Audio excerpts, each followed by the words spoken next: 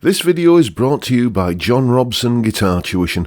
If you enjoy the content, please consider supporting the channel by enrolling on a course, purchasing some guitar lessons or a t-shirt, or you can join my Patreon. Now, on with the show. Hello chaps, welcome once again to John Robson Guitar Tuition. As always, I do hope you're well. I've got this guitar to show you today. This is a guitar that's on loan to me from one of my students. A very generous chap called Michael, who has a bunch of guitars, and he brought this one to a lesson and said, would I like to borrow it and do a video with it? So of course I said yes. It is, as you can probably see, a PRS. It's a PRS SE Custom 24. Or 8, basically one of the newer custom 24s, and you can see you've got these couple of little mini switches here that give you all kinds of interesting combinations of pickups. You may have seen the video yesterday where I was basically doing an in-depth kind of look at how I create a piece of music in Reaper, and the piece of music I was creating was the demonstration piece for this guitar. Unfortunately, I got so wrapped up in filming the video of like Reaper and everything like that I forgot to do a proper kind of filming thing of me actually playing the piece.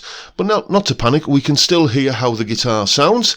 Coming up next, you're going to hear that piece that I was making yesterday, showing not all of, but a good representation of the sounds that this guitar makes. You'll see on screen the amp settings I'm using and which pickup is engaged, and how, whether it's in single coil or humbucker mode and all the rest of it. So here's what the guitar sounds like.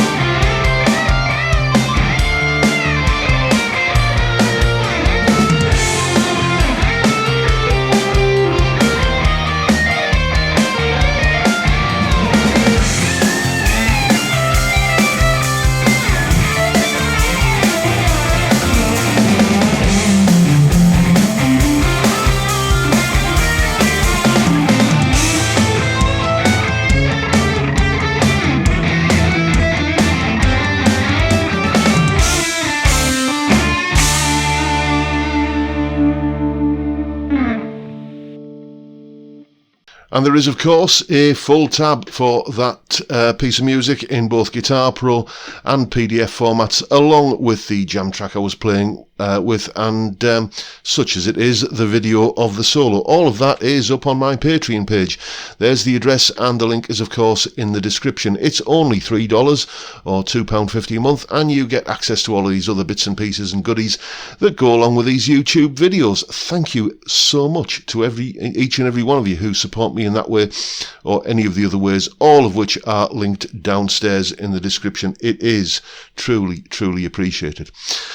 I'll also put in the description a link to the specs for this guitar, so you don't have to waste your time listening to me reeling off a load of facts and figures.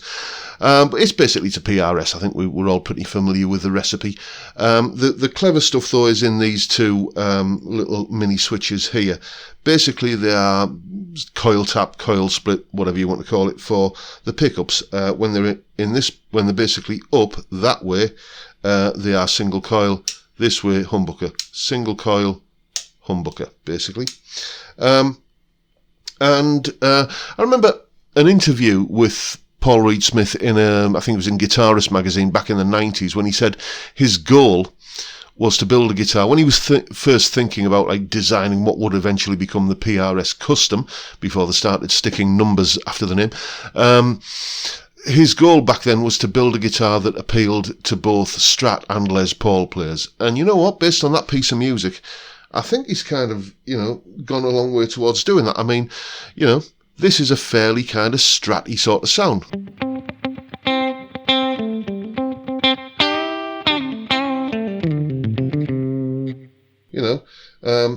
Go to the bridge and, you're not a million miles off.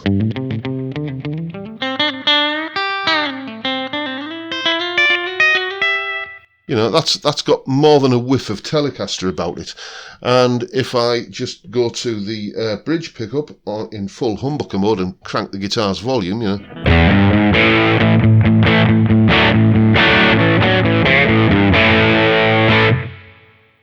maybe it doesn't sound exactly like a Les Paul or a Strat or a Tele, but it'll certainly fit in the sonic jigsaw where those instruments would normally kind of, expect to fill that space. It will do the job. It will give a passable, impersonation of that kind of sound.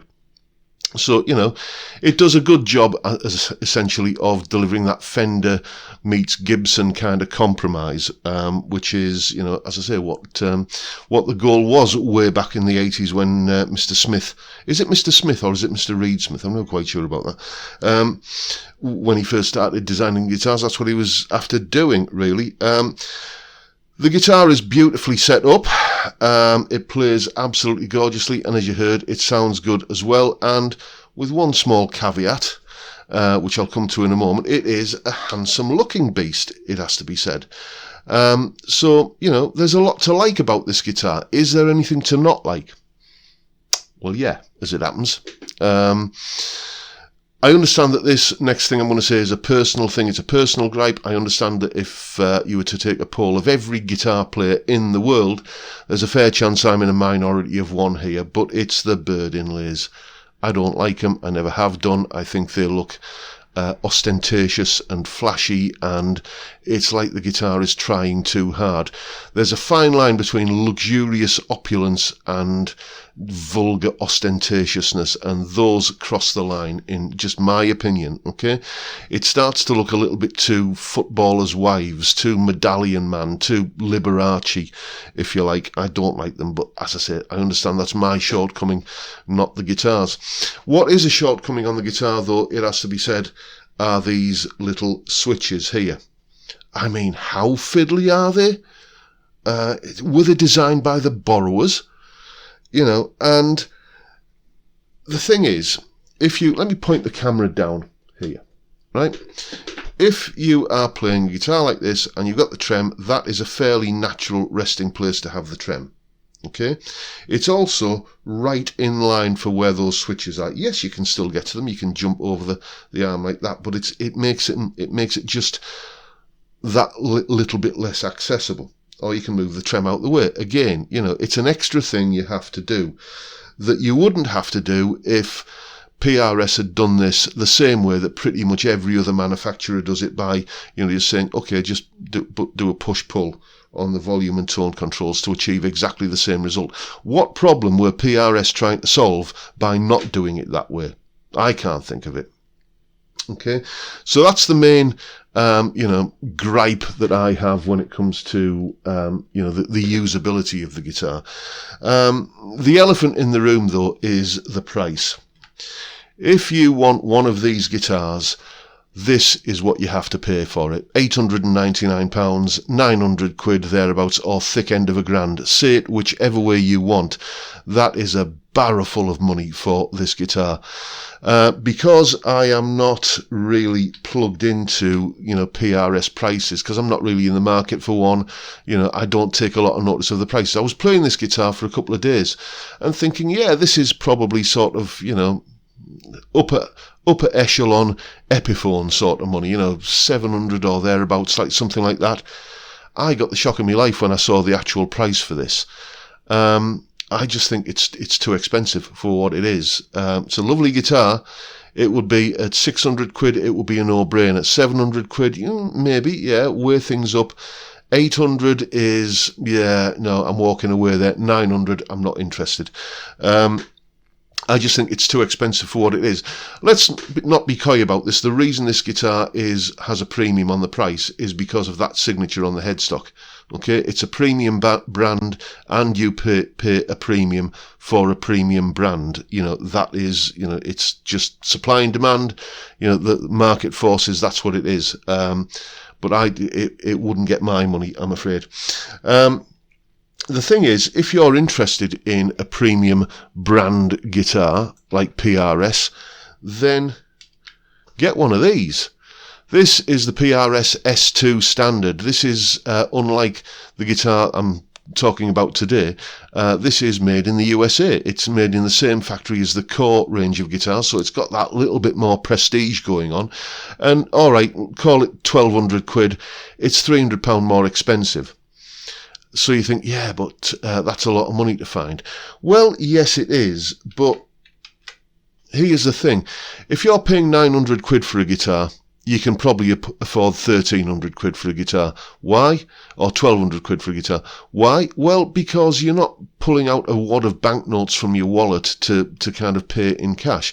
You're probably bunging it on a credit card, or you're doing the finance kind of thing. So just get the finance over a longer period of time, and you know the monthly payments won't be that much, you know, increased, and you're getting another step up the ladder. And I've played a couple of those S2 guitars, and they do feel, you can feel where the money's been spent on those. They are, you know, just got that little something extra about them that makes them feel, yeah, okay, yeah, this is a step into the big leagues. Whereas this, lovely guitar, but as I say, it's got that sort of import Epiphone kind of feel about it, probably because it comes out the same. Well, these are made in Cortec factory now, aren't they? I'm sure they make Epiphones as well. So it's, you know, I just think this is a bit too expensive for what it is. I wouldn't be, you know, looking at buying one of these. If I was in the market for a PRS, well, I've just told you what I would do.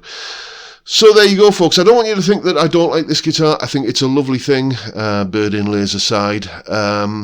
You know, it sounds great, it plays well, and, you know, with that one caveat about the inlays, it's an attractive looking beast. I just think it's too expensive for what it is. So there you go. Feel free to disagree. It's a free world. And let me know what you think in the comments. And that is pretty much it for today, folks. Hope you've enjoyed the video, found it useful, informative, and entertaining in some small way. And if that's the case, please hit the subscribe button and the notification bell if you haven't already done so. And why not give me a like while you're at it? Don't forget the live stream tomorrow, Friday, 5 PM UK time. We drink beer, we talk music, we talk about guitars. What a cracking way to kick off the weekend. I'd love to see you there if you can make it. But for now, I'll bid you all a good day and say thank you so much for watching. Thank you for your time. Look after yourselves, folks. Stay well, stay safe, and above all, stay sane. Bye for now.